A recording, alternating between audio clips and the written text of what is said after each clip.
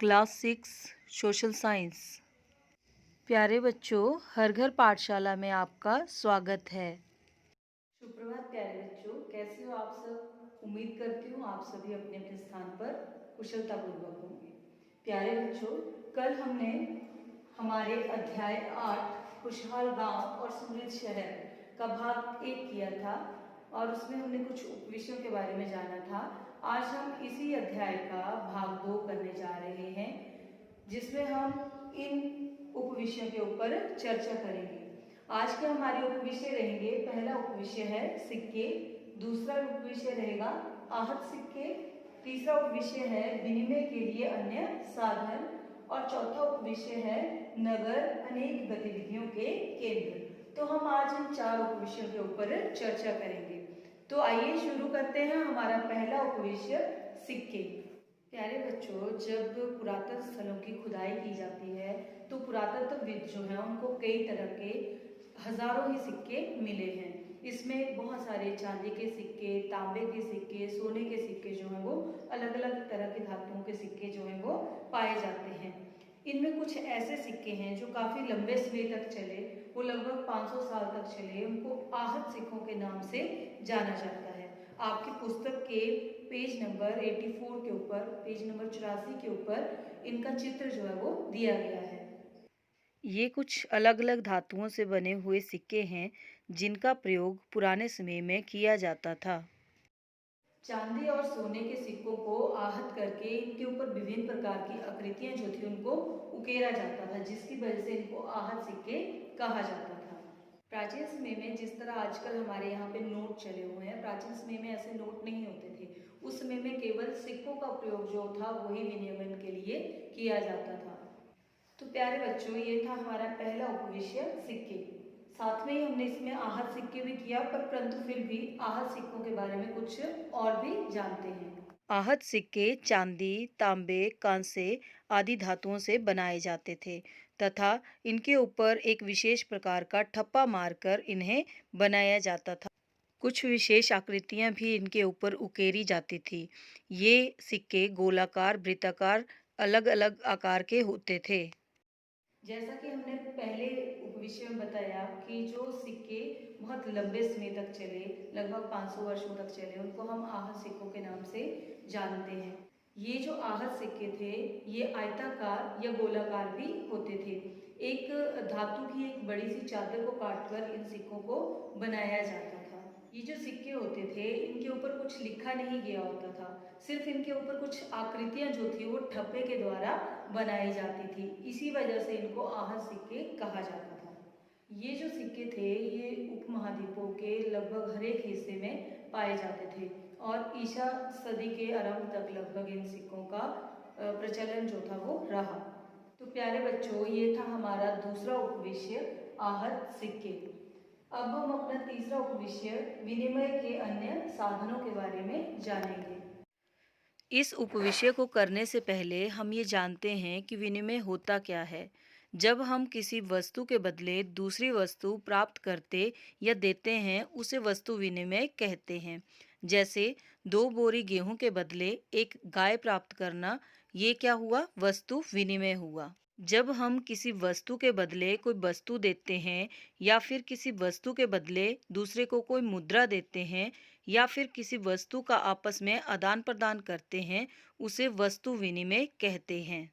पुराने समय में अक्सर इस तरह वस्तु विनिमय करके लोग जो थे वो अपना गुजारा चलाते थे और उस समय में चीज़ों का आदान प्रदान करना एक आम बात थी। इसके द्वारा ही लोग अपनी आवश्यकताओं की पूर्ति किया करते थे।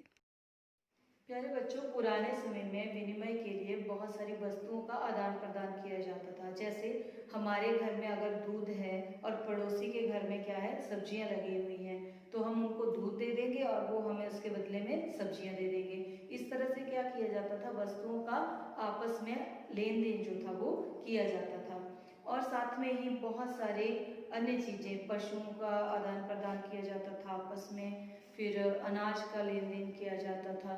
जिसके पास जो वस्तु नहीं होती थी वो दूसरों के पास जिस वस्तु की अधिकता होती थी उससे वो क्या करते थे, आपस में उन चीज़ों को इंटरचेंज कर लेते थे। व्यापारी जो थे वो भी इस तरह विनिमय किया करते थे, मतलब आपस में एक दूसरे के साथ कुछ चीज़ों का आदान प्रदान करके और कुछ चीज़ों को एक दूसरे के साथ बदल कर वो अपना व्यापार जो थे वो चलाया करते थे। तो ये था हमारा तीसरा उपविषय विनिमय के अन्य साधन।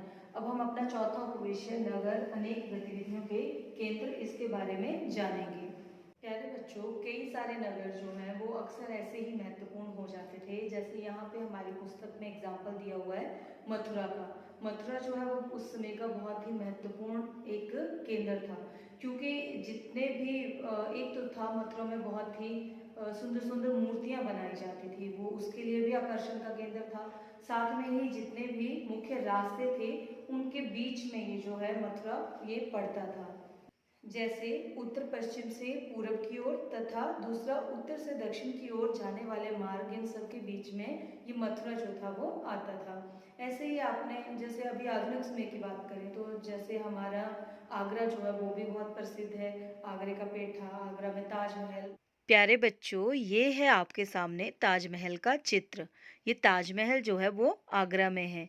आप लोगों में से कौन कौन गया है ताजमहल देखने? बहुत सुंदर है ना ये देखने में। बहुत से बच्चों ने देखा होगा इसे, और अगर नहीं देखा है तो अपने माता-पिता को ज़रूर बोलें कि आपको वो यहाँ घुमाने के लिए लेके जाएँ। ऐसे ही जब कोई स्थान जो है किसी एक वस्तु के लिए या किसी एक स्थल के लिए जो है वो काफ़ी अधिक प्रसिद्ध हो जाता है, तो ये भी मुख्य आकर्षण का केंद्र रहता है। तो प्यारे बच्चों, इसी से संबंधित आप भी एक छोटी सी एक्टिविटी करेंगे, जिसमें आप कुछ प्रमुख शहर और उनमें कौन कौन सी चीज़ें जो है वहाँ की फेमस हैं, प्रसिद्ध हैं, उसकी एक सूची बनाएंगे। तो ये सूची जरूर बनाएं, इससे आपका एक तो जो आपका जनरल नॉलेज है वो भी इंक्रीज होगा, साथ में आपको नए नए शहरों में और उनकी प्रसिद्ध चीज़ों के बारे में जानने में भी सहायता मिलेगी। तो चलो अब हम आते हैं अपने फिर से अपने मुख्य उपविषय के ऊपर, मथुरा के ऊपर। हम बात कर रहे थे मथुरा की, तो मथुरा जो था वहाँ पे क्या था, पूरे शहर की किलेबंदी की हुई थी, और साथ में वहाँ पे गांव में जो लोग थे वो क्या करते थे, शहरों में लोग रहने वाले लोगों के लिए भोजन जुटाया करते थे, मतलब उनके लिए कृषि का काम किया करते थे, उनके लिए अन्य संसाधनों को उपलब्ध करवाने में उनकी सहायता करते थे। लगभग 2000 वर्ष पहले मथुरा जो थी वो कुषाणों की राजधानी बनी। साथ में मथुरा जो है एक बहुत बड़ा धार्मिक स्थल भी है। यहाँ पे जैन मंदिर और बौद्ध मंदिर जो है वो भी पाए जाते हैं। साथ में श्री कृष्ण जी की नगरी भी मथुरा को ही माना जाता है, इसलिए धार्मिक रूप से भी इसका बहुत ही महत्वपूर्ण स्थान है। प्यारे बच्चों, ये है आपके सामने श्री कृष्ण नगरी मथुरा का विहंगम दृश्य। श्री कृष्ण के जन्मोत्सव पर मथुरा को दुल्हन की तरह सजाया जाता है और ये दृश्य देखने योग्य होता है। प्यारे बच्चों, ये जो मथुरा के बड़े बड़े मंदिर हैं, इनमें प्रस्तर खंडों के ऊपर बहुत सारी बड़ी बड़ी मूर्तियों के ऊपर अनेक अभिलेख मिले हैं, और ये जो अभिलेख हैं ये संक्षिप्त अभिलेख हैं। इन अभिलेखों के द्वारा जो वहाँ के राजा थे और जो व्यापारी थे या बड़े लोग थे उनके द्वारा जो दान दिया जाता था उसके बारे में इसका इसमें वर्णन मिलता है। शहर में रहने वाले बड़े बड़े अधिकारी, व्यापारी, राजा और रानियों के द्वारा इस तरह का दान जो था वो दिया जाता था, जिसका वर्णन इन अभिलेखों के द्वारा मिलता है। मथुरा के अभिलेखों में सुनारों, लोहारों, बुनकरों, टोकरी बुनने वालों, माला बनाने वालों और इत्र आदि बनाने वालों का उल्लेख भी मिलता है। इसका मतलब है कि वहाँ पे ये जो अन्य लोग हैं ये भी छोटे छोटे व्यापार जो है वहाँ पर किया करते थे। तो बच्चों, इस तरह से हमने ये जाना कि किस तरह से नगरों में छोटे छोटी जो है अनेक गतिविधियां जो हैं वो की जाती थी, अनेक प्रकार के श्रमिकों के द्वारा, अनेक प्रकार के कारीगरों के द्वारा। तो ये था हमारा चौथा उपविषय, नगर अनेक गतिविधियों के केंद्र। तो प्यारे बच्चों, आज के इस वीडियो के माध्यम से हमने इन 4 उपविषयों के ऊपर चर्चा की। मुझे उम्मीद है कि आपको ये अच्छे से समझ आए होंगे।